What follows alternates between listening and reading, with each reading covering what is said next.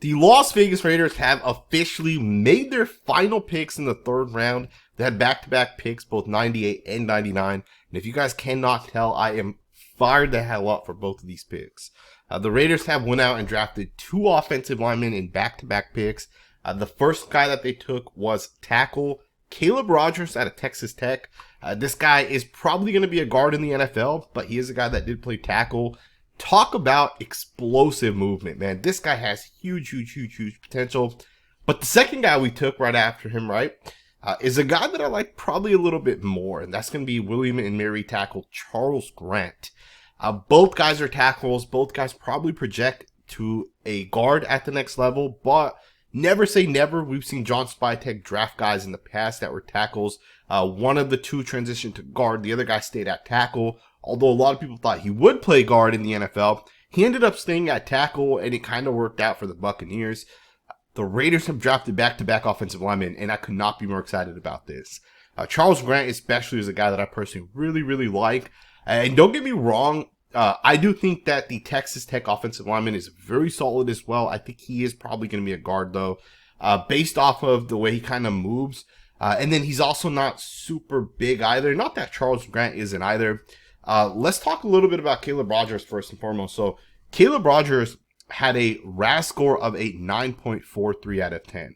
That ranked him 80 out of 1,395 offensive tackles from 1987 through 2025. He measured in at 6'4" and 5/8 of an inch, weighed 312 pounds.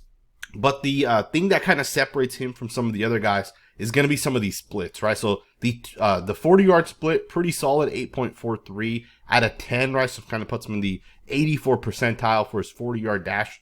Means he's one of the faster tackles coming out. The 20-yard split as well, super fast.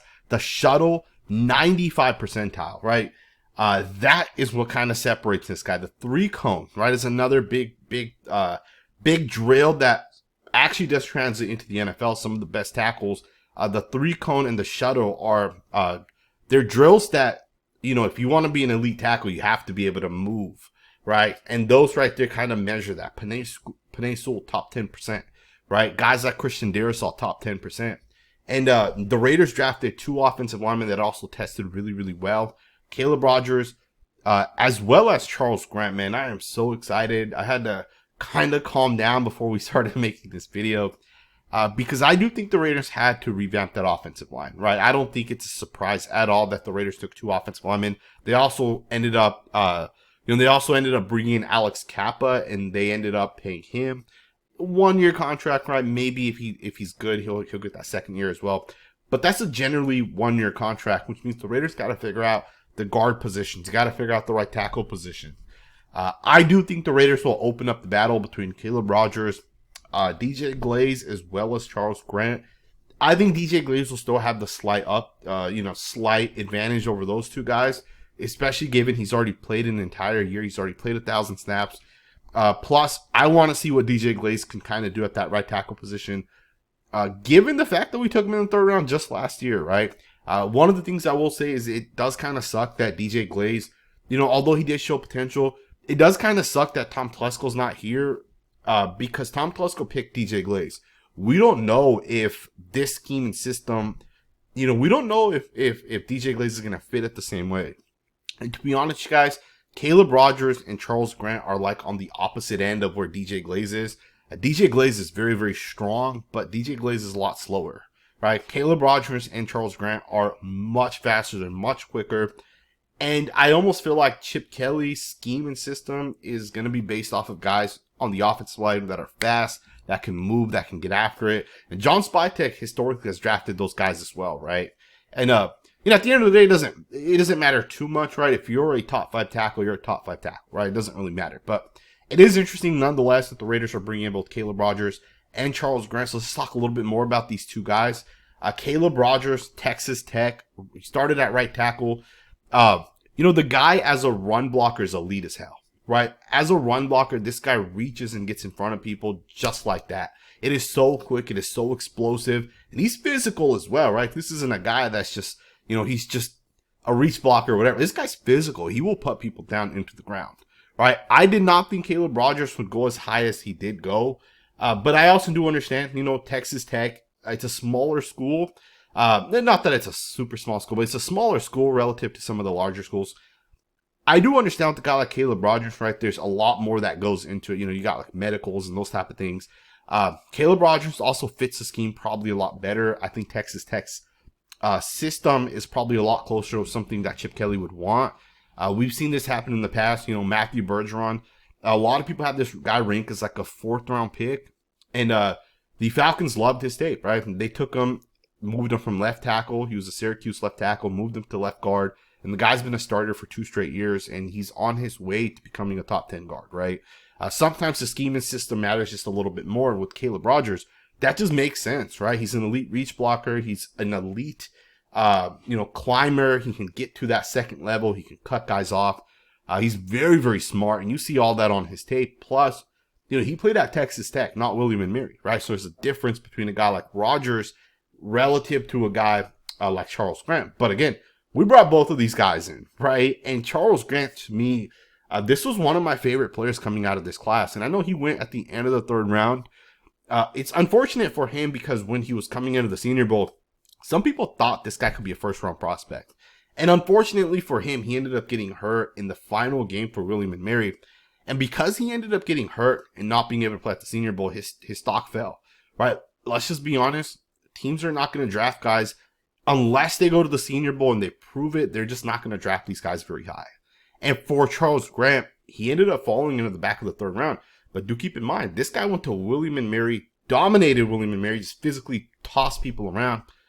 And the crazy thing with that is he still went in the 3rd round, right? How many William & Mary players are being taken in the 3rd round that do not go to the Senior Bowl, right? That do not play in an All-Star game? That generally does not happen. But the thing is if this guy actually did get to the Senior Bowl and he played the way we think he could have played, right? And keep in mind, Charles Grant's, the movement that he has is elite, right? The shuttle, the 3-cone. What this guy has is very similar to Caleb Rogers. They're very, very similar players, right? They can climb well. They can reach well. He's also very physical, and I think he's probably more physical than Caleb Rogers, to be honest, guys. The thing with the guy like Charles Grant is, imagine if he did go to the Senior Bowl, and he had a good Senior Bowl. He could have been a 1st-round pick. And that wouldn't be something that we haven't seen in the past, right? You look at a guy like Tyler Smith of the Dallas Cowboys. Tyler Smith went to the Dallas Cowboys in the 1st round because Tyler Smith, who played at Tulsa, a lower-level school, Tyler Smith was able to go to the Senior Bowl and showcase what he can be as a guard, and teams loved it. And they took him in the 1st round, right? And he is now the best guard in the NFL. And Charles Grant has that type of upside, right? He might not be as physical and as strong as Tyler Smith, but Charles Grant has it, man. And I'm telling you guys, the Raiders got 2 starting offensive linemen right here. Caleb Rogers, I might not be as confident in, but I do like his tape from some of what I have seen. I haven't watched a lot of him, right? Probably watched like 2 games. And I watched a couple of his snaps right before I started making this video. But in the past, and this was a long time ago that I watched this guy, right? I'm excited, man. I think there's just so much upside with these guys. And again, would I have been surprised if Caleb Rogers goes in the 5th round? Probably not, right? Am I surprised he went in the 3rd round? Definitely not, right? You see the upside. You can see the movement on his tape. Charles Grant definitely has that same type of upside and movement. I would have thought Charles Grant would have went higher, but I also understand, teams are valuing health a lot more now than they were a couple years back, right? We've seen guys like Phil Haynes, for example, got a massive contract with the Bears. He was a guy that wasn't really healthy with the Titans, but he had one really, really good year. He got cashed out by the Bears, right? Like $10, $11, $12 million over 3 years, never was healthy, right? The Bears also went in and said, we're going to draft Tevin Jenkins in the 2nd round. Never was healthy, right? But these were guys that had like a lead upside, right? But they just never were able to stay healthy. And we've seen multiple other offensive linemen kind of go through the same cycle where they're just not able to stay healthy, right? And I think for teams now, they value that a lot more than they valued it in the past. And I think Charles Grant was kind of the guy that's on the opposite end of that, right? Teams aren't going to take you as high unless you can show that you're healthy. And if you're at a low-level school, you have to be able to go out there and show it against the top-tier competition, all right? Now, just kind of talking about, these guys and will they start for the Raiders this season? I think it's way too early at this point to say these guys are going to start for the Raiders. Right now, let me just back up. I do think these guys, I do think Caleb Rogers as well as Charles Grant are our best guards, right? Assuming Jackson Powers-Johnson plays center, I think these two guys could arguably be our best guards. And I say that because of the fact that our guards suck, right? Straight up, they suck, right? Dylan Parham is a bad football, but he's not good, right? He's okay, but he's just not the guy that long term is your starting guard, right? Guard is the easiest position to find in the NFL. There's no easier position. There's 30 guards that come out every year. If you don't put the investment in, you'll never find those guards. But if you do put the investment in the way the Raiders are, you'll find those guys, right?